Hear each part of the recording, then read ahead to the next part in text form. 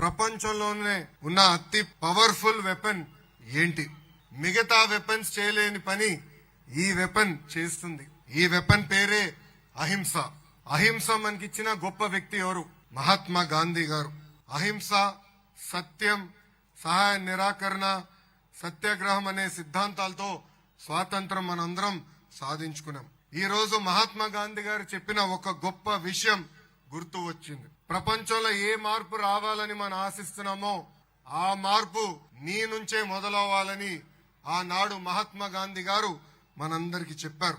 గాంధీ గారు చెప్పినట్లు మార్పు మన నుంచే మొదలవ్వాలని నేను కోరుకుంటున్నాను. స్వాతంత్రం కోసం జరిగిన పోరాటంలో తెలుగు నేలకు ప్రత్యేక చరిత్ర ఉంది. దేశం కోసం ప్రాణాలే అర్పించిన పోరాట యోధుడు అల్లూరి సీతారామరాజు గారు. బ్రిటిష్ వాడి తుపాకీకి గుండు చూపించిన యోధుడు ఆంధ్ర కేసరి ప్రకాశం పంతులు గారు.